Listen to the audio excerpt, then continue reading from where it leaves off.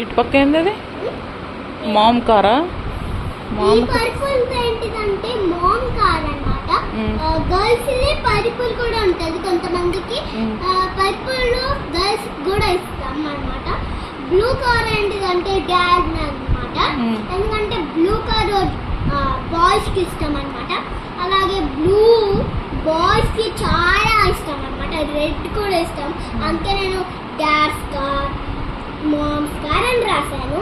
ఇదేంటిదంటే tree అన్నమాట, coconut tree అన్నమాట. ఇది లీవ్స్ అన్నమాట. ఇవేమో కోకోనట్స్ అన్నమాట. ఇది ర్యాబిట్ అన్నమాట.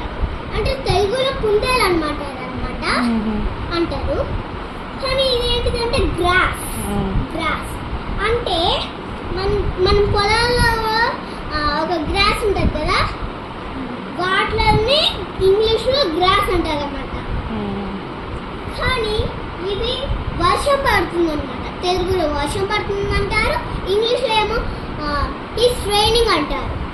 మందికి అర్థం కాదు, కొంతమందికి అర్థం అవుతుంది. ఇదేంటంటే పెగ్ ట్రీ అన్నమాట. వర్షం పడడం వల్ల పెద్ద పెద్ద గ్రో అవుతుంది అనమాట. ఈ సన్న పైకి వెళ్ళిపోతుంది అనమాట, వర్షం పడుతుంది కాబట్టి. ఓకే.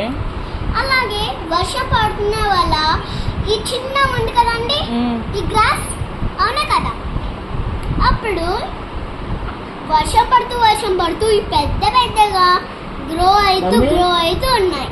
అవునా? బ్లాక్ ఇవ్వ నాకు ఒకసారి. ఈగల్ మా. ఓకే, బాగుంది. అంతేనా? Nice explanation. మీరు కామెంట్ లో లైక్ చేయండి. నెక్స్ట్ వీడియోలో మళ్ళీ కలుద్దాం. Bye bye guys. Okay, bye.